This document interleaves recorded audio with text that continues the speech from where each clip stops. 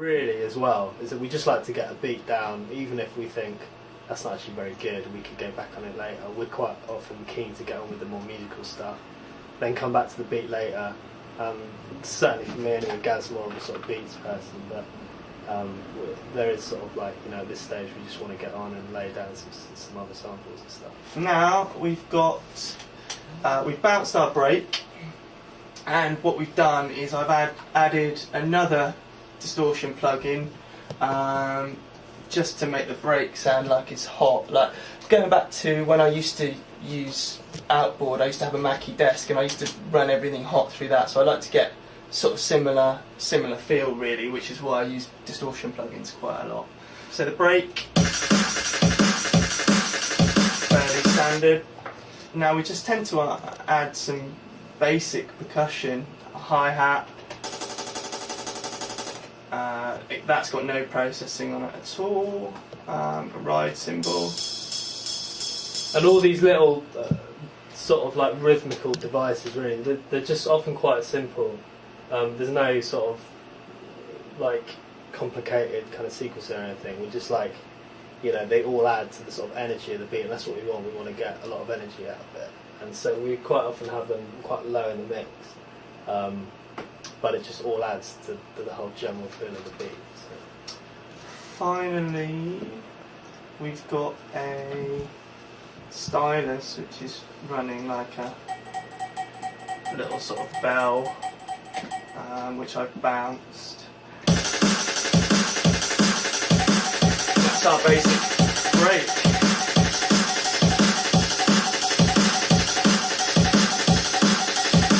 So now we've got our break, we'll start to move on to, normally we move on to the bass line and then write the intros and the sort of musical parts after, but you know, different tunes require sort of different processes, so sometimes Nick and I will have an idea for an intro and we'll write the intro and write the bass line around it, but in this instance we started with the bass line and wrote the intro around that. Yeah, I mean it definitely depends what kind of style of tune you're going to go for. Something like this, we're obviously going to go for like, it's quite a driving beat, so we want to go for quite a sort of big bass line, which is quite often why we'd move straight onto the bass line now.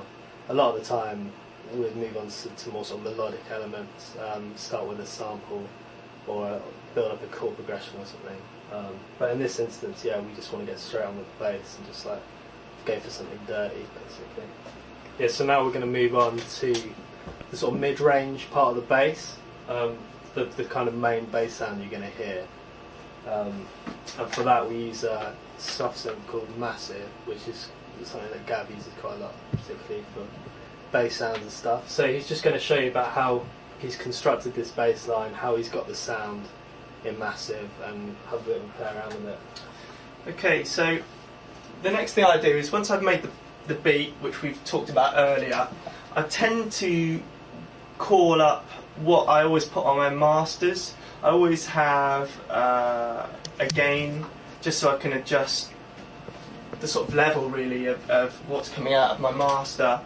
Always have a slight distortion on the master to give that sort of you know, hard, overdriven sound that you hear with a lot of dance floor tunes really, and that sort of helps with the loudness of it. I always have an EQ, whether I use it or not, it depends, and I always have the multimeter, so I can sort of check the sort of stereo position of the tune to sort of help decipher what reverbs to put on things and to create space, etc. So I put that on the track at the early stage so that I sort of write everything through that signal chain to sort of get a feel for the track really. So talking about the bass line, Nick's already mentioned that we use Massive quite a lot. We also use Albino a fair bit as our two main synths to create our bass sounds. In terms of making the sound, we've tried to go for like an LFO type bass that's quite big in the dance floor tunes at the moment. We've just selected two oscillators, basically through a process of trial and error, going through different sort of oscillators and sounds that you can select on the Massive. It's really good for that because there's so many different options on there. We've just generated quite a basic sound, added a small bit of distortion on there, and then we've used the screen filter and assigned that to an LFO to give us our basic bass sound.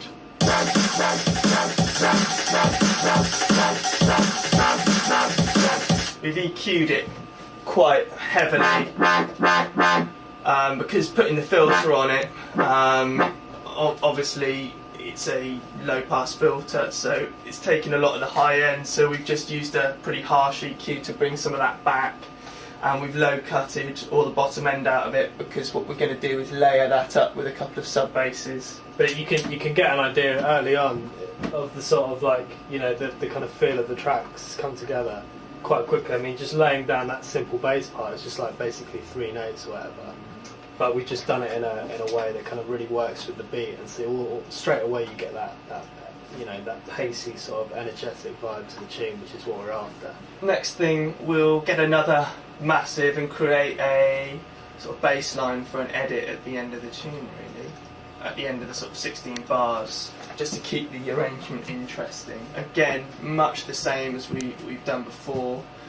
We've gone through a number of different sounds and assigned them to the oscillators, and again use the screen filter. I quite like the screen filter because it's really aggressive, and it really gives a sort of almost like a distortion in itself when you're using it.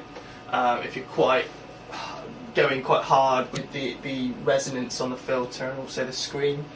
Again, we've added some tube distortion on the synth itself, and an EQ, low cutting, a distortion plug-in, and again another EQ, boosting some of the mid-range frequencies and cutting some of the harsh high-end frequencies. So that's quite a fairly basic sound. Now, as we've low cutted everything, we'll do a separate sub bass, and that is very simple. It's just a sine wave off the standard preset in the EXS24 to give you a bass. Again, there's no EQ on that currently, and then we'll layer that with just a distorted sine wave. Again, that's just something I'd created, just a sine wave distorted and put back in the sampler. What we've done here is added a little bit of distortion in the sampler and a bit of a kind of a pitch envelope, just to give it a bit of a tack, really. Also, we've like EQ'd that one quite aggressively as well, taken out the bottom end, because that's where the other sub's going to fill out that frequency, and we've also, as you can see, sort of like added quite a lot to the mid and sort of high frequency of that sound. So when you sort of gel them all together now, you know, you have to really sort of like start to use your ears now rather than the spectrum analyzer, you know.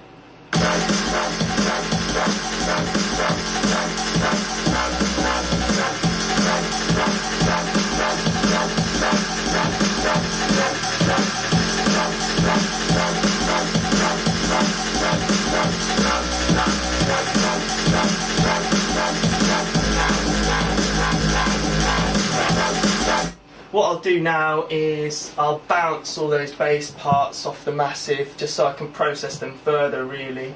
We've already done that. So here's one I made earlier. So this is the same bass part, just bounced and processed, really. I'll bounce everything slightly in the red just to, so it's basically acting a bit like a limiter. And what we've done again is added further distortion to it, and a slight bit of top end EQ, and also a tight reverb, really tight. It's basically a very short reverb just to try and give it a bit of space. I talked earlier about using the multimeter to sort of, I'll show you, to decipher what things are doing spatially. If you take the reverb off, it's a very mono sound. Add a bit of reverb.